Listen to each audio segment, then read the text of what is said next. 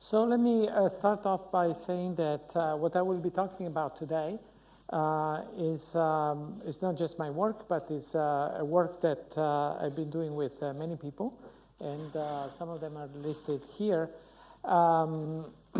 People here at UCL, but also in other places around the world. And also this is a topic, the one of early childhood development, which is extremely fashionable and important. And so there are lots of people that are working on it now. And so let me first start by motivating our interest in this topic. So there is more and more evidence that what happened to children in early years is critical in shaping the development of that child. And what happens in early years has long-lasting effects on a variety of outcomes in adult lives that varies from social skills and emotional well-being to depression, participation in criminal activities, success in school, academic achievement, cognitive development, long-run health outcomes, and earnings and economic well-being.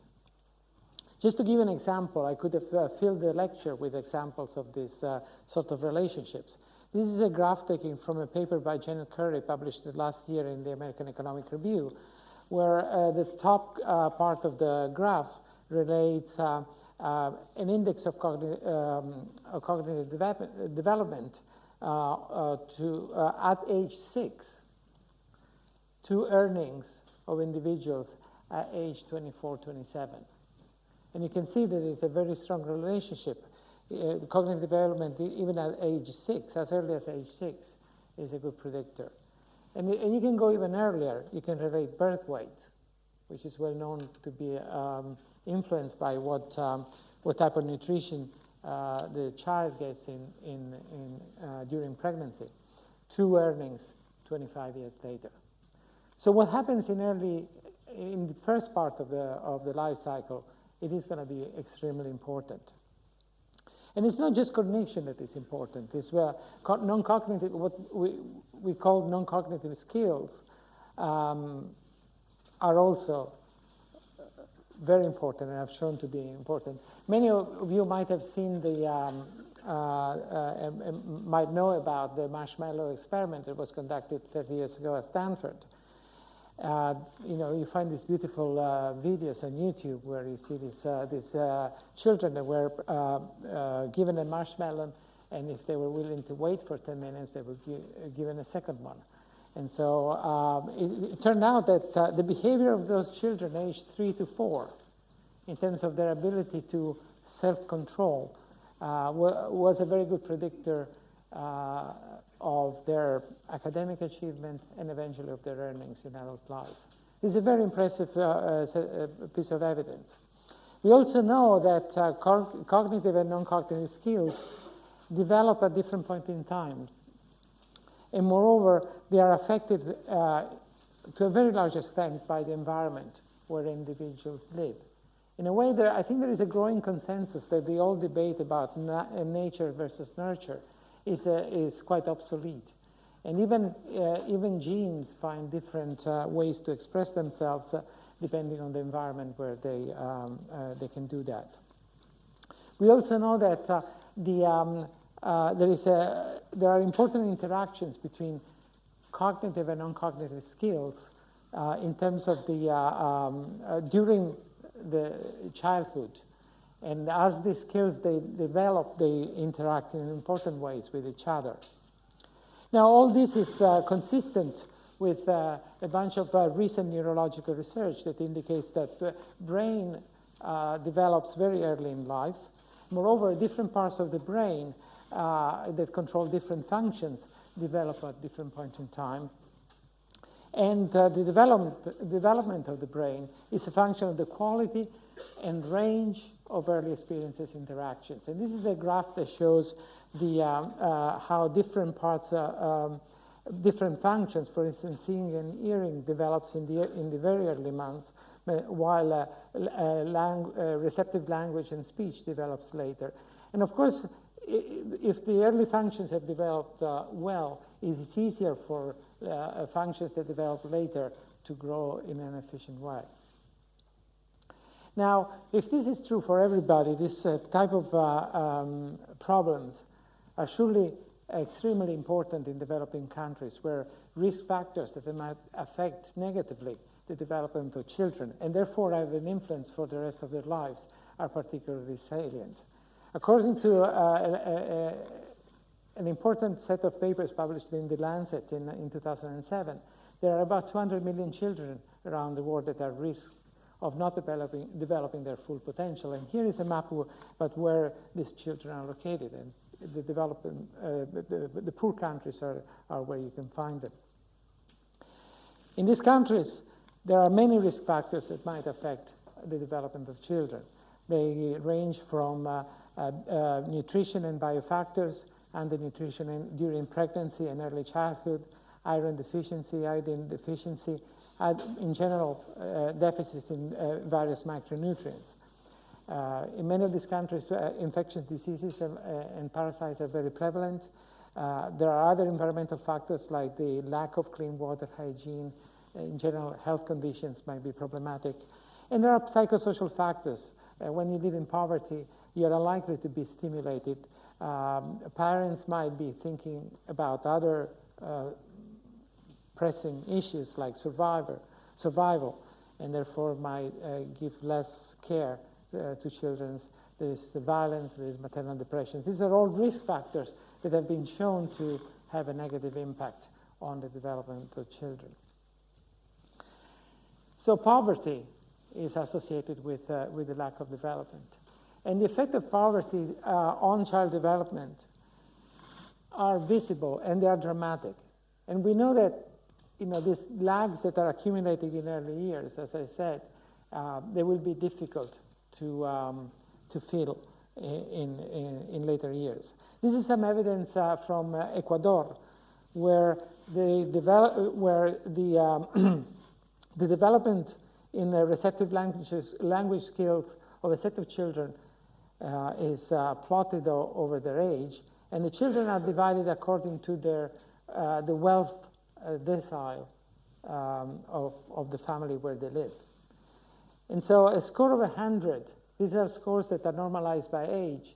So a score of 100 is the score of a normal child, what you expect a child to develop at that particular age. So normal children should grow so to keep their development around 100 as they age. And that's what happens to children in the fourth deciles. And probably they're not plotted here to children living in wealthier families. But look what happens to the poorest children, the bottom 10%. At the beginning, at 36 months, where this observation started, they're not particularly delayed. There is a little bit of a delay, but it's not dramatic. By age 6 or by age 7, they fell off the scale. There is a 3 standard deviations gap between within the poorest and the relatively middle children. This is the fourth decile. This is equivalent to a 2.5 years delay in development. These are the children that enter school. So you put in a classroom with normal 6 years olds working on a curriculum designed for 6 years old, a child who has the development in terms of his or her language skills of a 3-year-old. That child is not going to be successful. And this is the beginning of a life of misery. So these are really important problems. And it's not just, this is rural Ecuador, up in the Andes. We've been, with Sally Grant-McGregor and Gina Madani and others, we have been looking at a sample of Bangladeshi children. These are all poor children, and we show that even among those children that are all poor, there are differences in wealth, and you can find differences in the development, cognitive development of those children at very early ages. We can find some differences at 7 months. And by the time the children are 5 years of age, those differences have increased tremendously in terms of their cognitive development.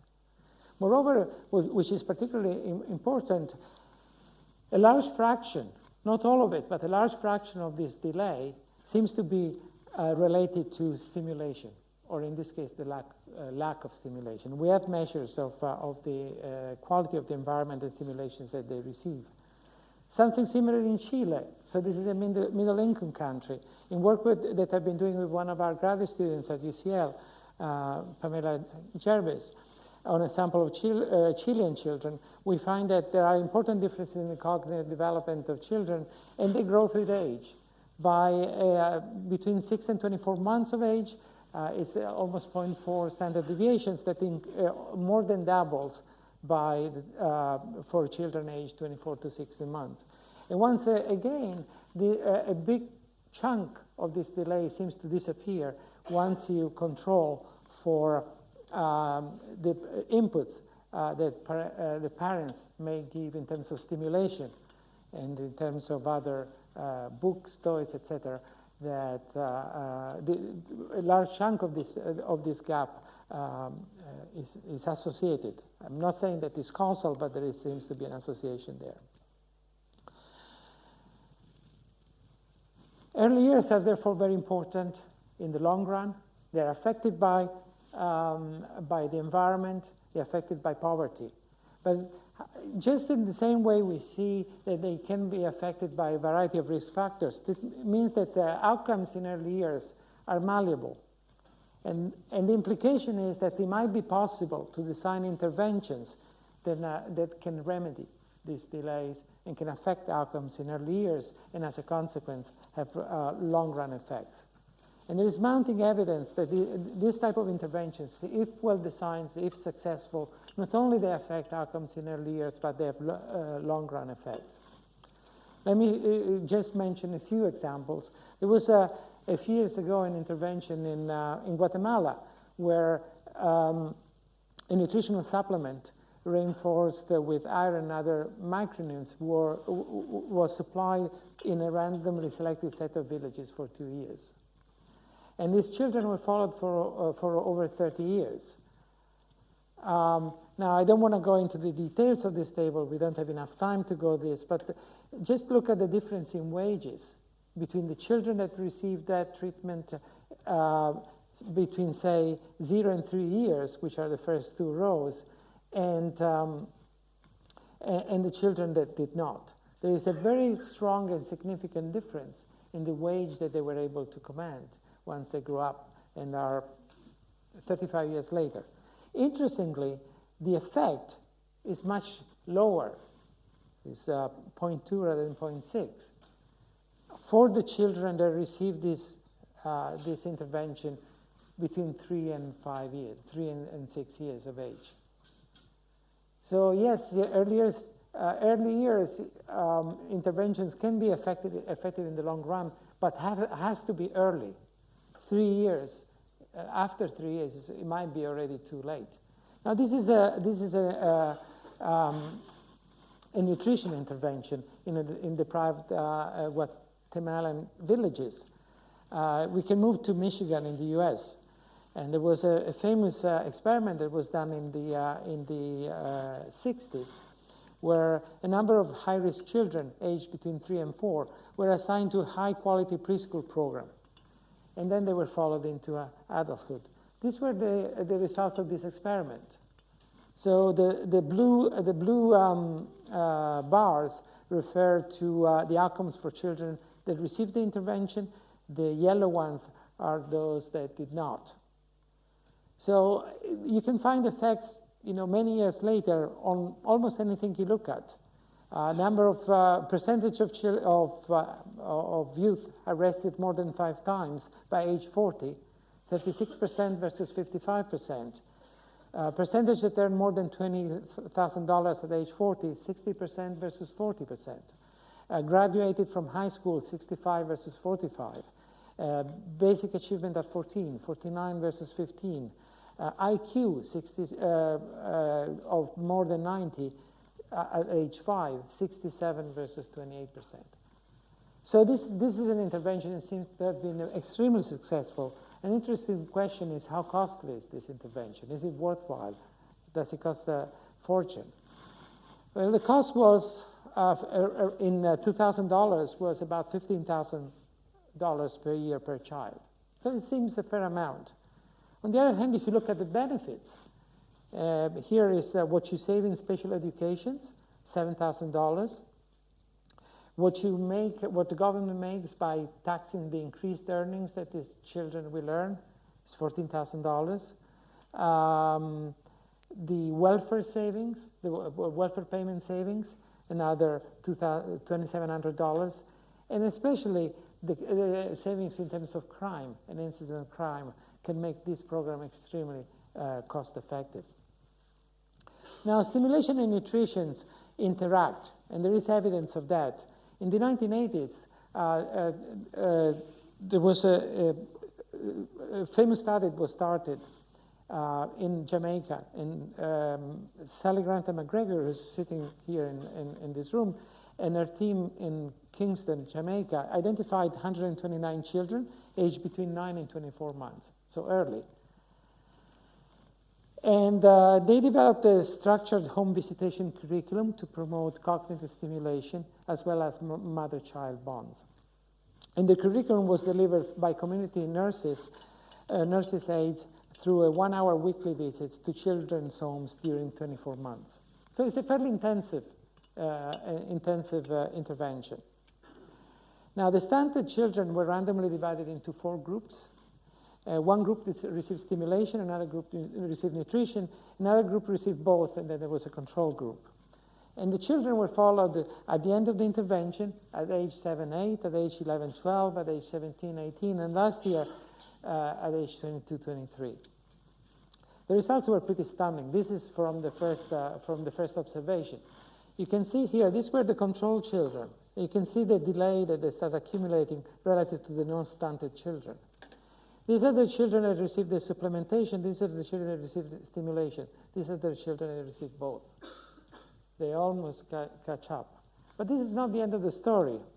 By age 17, while the effect of the nutrition intervention has faded out, the effect of the stimulation is still there. These are the non-stimulated children. These are the stimulated children.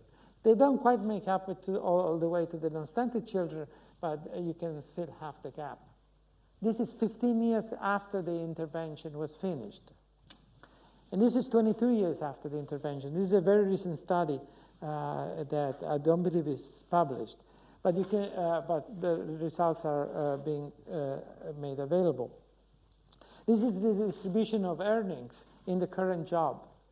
And you can see that the green line are the stimulated children, the blue density, the orange density are the non-stimulated children.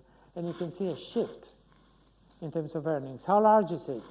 Probability of being employed 22 years after the end of the intervention is 15 percentage points higher for the stimulated children. Earnings can be as much as 50% higher. So these effects are amazing. So before I go into what I think is going to be the center of my lecture, where I want to tell you what we do, let me summarize what we think we have learned. And these first few slides that I showed you were a bit of a summary.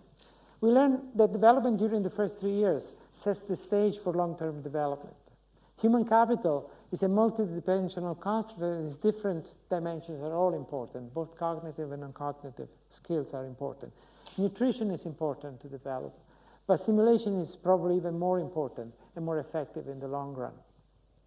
The physical and social home environment is central to developing of cognitive and non-cognitive skills. And moreover, there are important interactions. Children that develop earlier on non-cognitive skills like self-restraint, ability of social communication, executive functions of various types, they might be able to better develop cognitive skills later on, for instance, when they go to school. However, there's lots of stuff that we still don't know.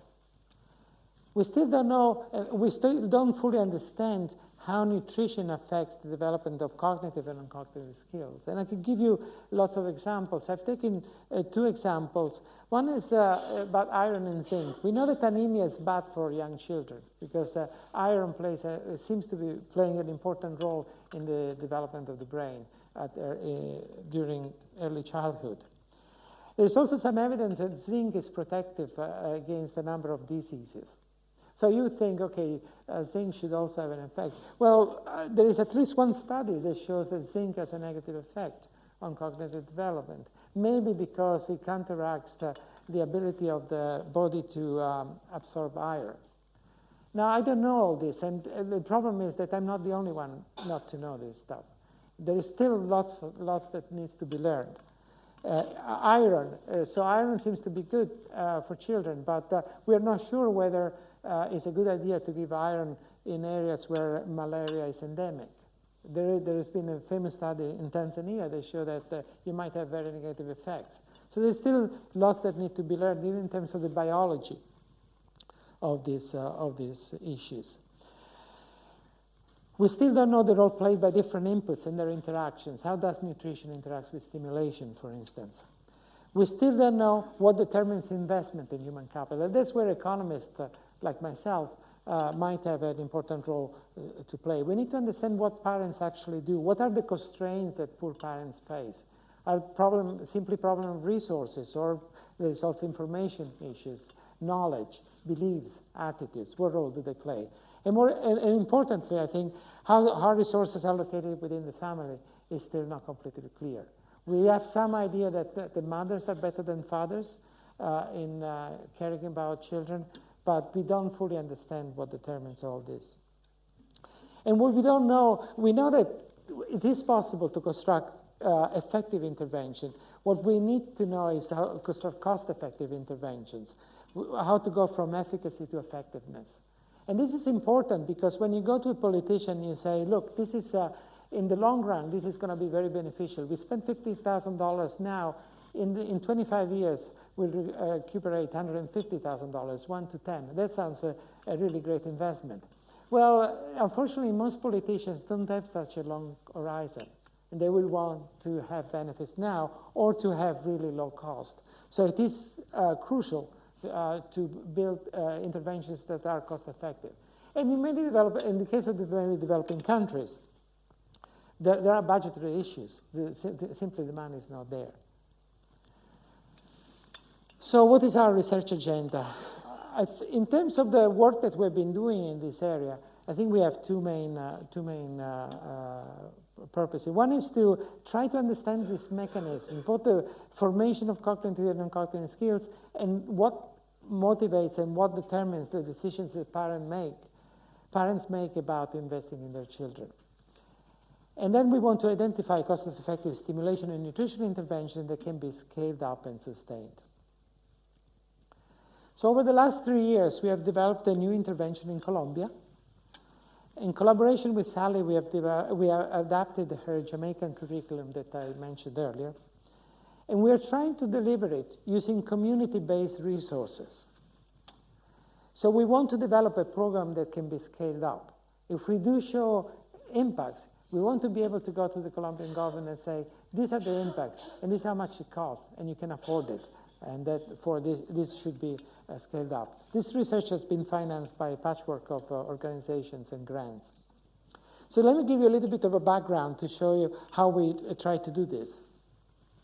So in Colombia, like in many other Latin American countries, they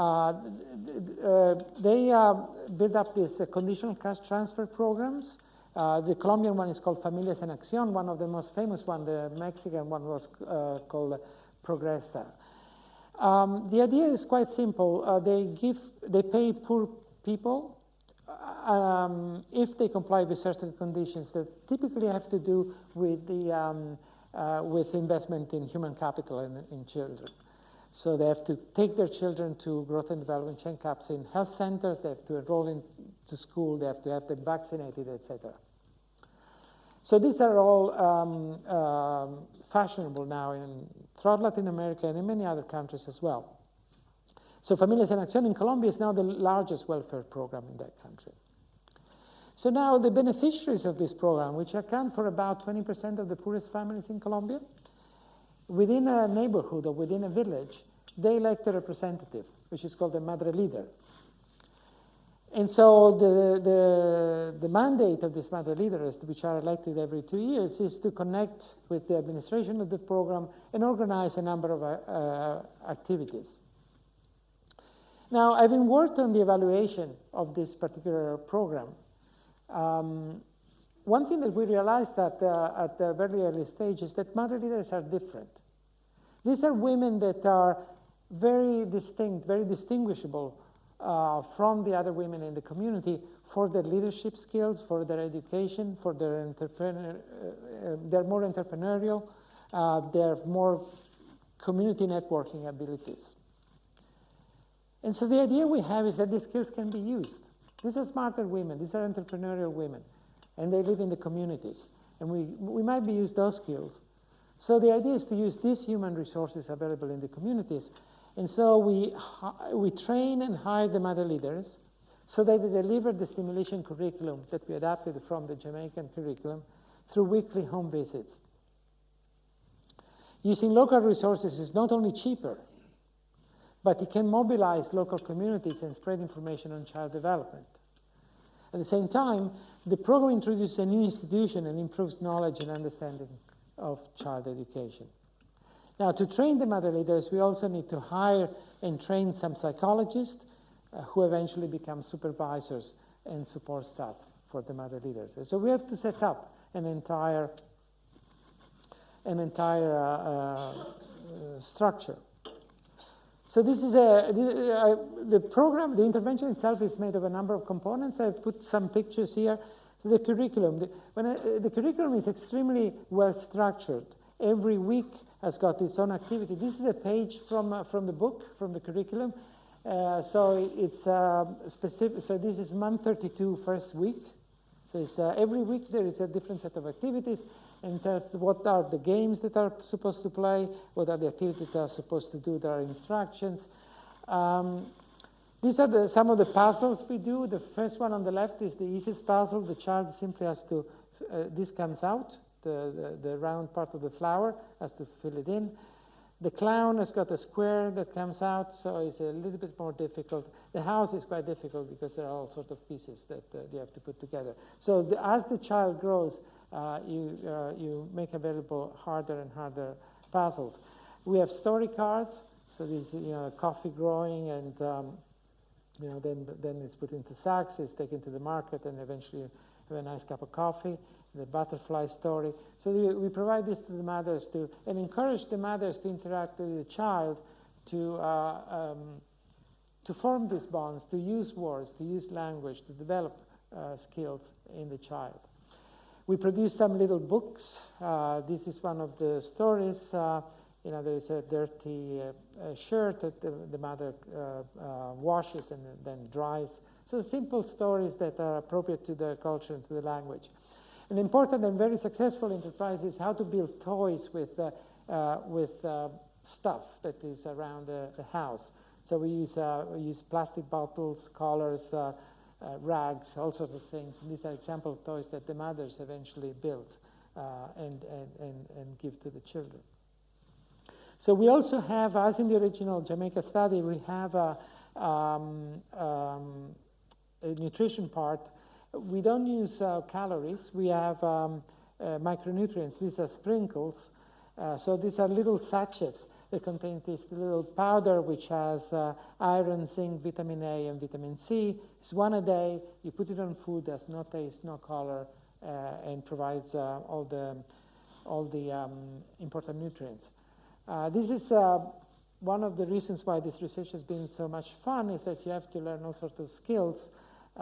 We bought this stuff in India and we have to import it in Colombia. So we find ourselves importing some sort of powder into Colombia. We have to train, this is a picture of the training of the Madre Leaders that we do for a period of 3 weeks before they start doing the visits. This is a section. In each town we train 3 of them. This is an example of a visit during a house. So this is the mother leader. This is the mother. She's got her child, a young child on her lap. There are the siblings also being involved in the visit. This is the same mother leader in a different environment with a different child in a house. This is a story card that she's using. That's yet another one. So how do we evaluate this? We have been implementing this intervention. How would you evaluate it? So we identified 96 small towns in Colombia in 3 different geographic areas, and we randomly allocated them into 4 intervention groups. One that receives only home visits, then home visit plus nutrition, nutrition only and control. Total, we have 1,400 children that at the age, at baseline in January 2010, they were between 12 and 24 months. And this intervention has been going on for 18 months. And then we measure. That's a child we're measuring height in this particular case, but we measure an awful lot of stuff. And that's probably one of the most expensive parts of our study. We measure motor and cognitive development in children through the Bayley's test. We measure socio-emotional development. We measure language development, nutritional status, height, weight, hemoglobin and morbidity, food intakes, childcare and arrangements and time use. We have a mother interview where we collect lots of information, both socioeconomic standard variables, but also aversion to inequality and to risk, depression, knowledge and parenting practices and the home environment, and so on and so forth. So we have hours and hours of interviews that we've been developing. And then we have information on the mother leader, general characteristics. We have the logs of the visits. We have information collected by the supervisors on observing the quality of the visit. And we have been running some focus groups to get some more qualitative information. So where do we stand? We're almost finished with the follow-up data. So the intervention is now finished. We are collecting the data in the 96 surveys. We are in the middle of it. We should be done by end of the month or early December, I believe. So we'll know the results in the next few months. And we already have analyzed the baseline survey. So we know how these children were at baseline. Now, the one surprising thing is these are, again, an index of social development, and again, they're normalized, so 100 is about normal. And here I plot, so our children, as I said, at the beginning of the intervention, were between 12 and 24 months. So at 12 months, they were not in a bad shape. This is cognitive development, this is language development. But then you can see that, as you look at older and older children, they're starting to accumulate delays. And so that's our challenge is, can we bring this line up? Can we make up for this? Can we avoid this dropping off? And that's the challenge. And we will soon know whether this has been a success or not. And honestly, I don't know. I mean, I could tell you lots of anecdotes, but that's not how science is made. We need to collect the data, and we need to show whether what we've done has been effective or not. Now, if we do have an impact, we know that this can be scaled up at the national level. One temptation that we resisted was to put lots of resources, money, into this thing. We wanted to build something that could be replicated. To us, and the intervention cost about $500 per child per year. Now, this is partly because there's a large cost of supervision, which when you go to scale, you can have economies of scale. At the moment, we have in each town 3 mother leaders, about 15 children. Probably a supervisor can deal with more than that, with maybe 10, 15 mother leaders rather than 3. And so you can economize on the supervision cost. We calculated that we can run this thing at scale with maybe $300-400 per child per year. This is affordable. In a country like Colombia, a middle-income country, is affordable. And indeed, it's the cost of some of the interventions that they are already running. So if we do have an impact, we can go to the government and say, hey, this is something you can do, and this is going to have an impact. And we will also be able to use, the reason why we've been measuring so much is that we want to be able to model what's happening. Why, if we do have an impact, where does this impact come from? Is the attitude of the mother that changes? Is what she does with the child? Is the involvement of the fathers, whatever. We want to know that. So the future agenda, this is my last slide. We're now building new interventions in other parts of the world. We are running a small pilot in the urban slums of Sambalpur, which is a city in Odisha in India, which has been financed by generous UCL alumnus. And we are building on that pilot to have a really large project in rural Odisha, again in India, where we applied for a very large grant, which we might be able to get. In both cases, the visits will be delivered by local community organizers working with a large microfinance institution. Once again, the idea we have is that we want to involve community, people living in the community, human resources available in the community, so that not only you deliver an effective intervention cheaply, but also the community themselves take ownership of this type of interventions. In the second case, in the case of the large pilot, we'll also pilot group rather than individual visits, which is another interesting way to save money. So far, we've been working with children up to the age of 3. In the future, we're thinking of working with other interventions up to the age of 5, but that's for the future. And finally, let me conclude by saying in all this, measurement is really important. And as a scientific community, I think there is still an enormous amount of work that needs to be done in terms of building measurement tools that can be effectively used to assess the effectiveness of our interventions. Thank you very much.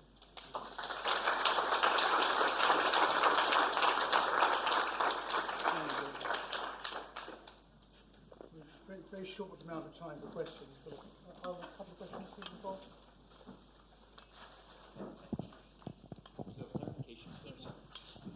Thanks. The randomization, was that done at the village level? Sorry? At the village level, yes. You randomized at the village level. Yeah. How do you motivate the control villages, those parents, the parents and the children in the control villages? How do you motivate them to go through a very extensive, you have a lot of different exams that you put them through to look at many different aspects. How do you prevent them from becoming attrition? We have been collaborating with the welfare program that to which they all associated, because even in the control villages, the welfare program, the Familias en Acción program is operating, and we've been working with the officials of the program. So we haven't had much problems in the control village in terms of willingness to be interviewed and the like. Of course, they don't know that we are doing the same thing in other different things in other villages. How is this program different to other programs of intervention that the government is already running? And how do you interact with the family welfare institutions in Colombia? That's a very good question. I don't have an hour to answer that. I could take an hour to answer that question. But let's put it this way. The interaction with the Familias en Acción program has been extremely nice. They've been very collaborative. They helped us with the logistics because they give us the list of mother leaders. They help us to contact them. And they kind of kept the 96 villages alone. So they're not doing anything else. Because they themselves are trying different things, but they're doing it in different other parts. We are also starting to, there is a new government since last year in Colombia, and we've been talking to the new government about what they want to do about child development, and they're doing a bunch of things, but we haven't been coordinating much with them. One more question, there is one. One more question, quickly. Hi, in your photograph, you showed a mother leader with a child. And it looked like the interaction was directly between the mother leader and the child. And I wondered how much you empowered the mothers themselves to learn the skills and do the stimulation and the interaction themselves, and how much the focus is around the session and the interaction between the mother leader and the children. That's a very good question, and probably Sally will be able to answer much better than I can. But there is an emphasis in the curriculum. We try to train the mother leader to put emphasis interaction with the mother herself, because the mother has an important role to play. After all, after that hour, is the mother who's going to be with the child. So we do try to stress to the mother leader that she has to encourage the mother to participate, and actually not just the mother, but possibly other family members. Here, this is a good environment. So this is the mother holding the child in her lap, and so the mother leader is interacting with both of them, and the older siblings are also participating, which is nice. But it is a concern that occasionally, the mother leader takes too much of a role. But well, ladies and gentlemen, on behalf of all of you, may I thank Professor Attanasio for a valuable and fascinating lecture. Thank you very much.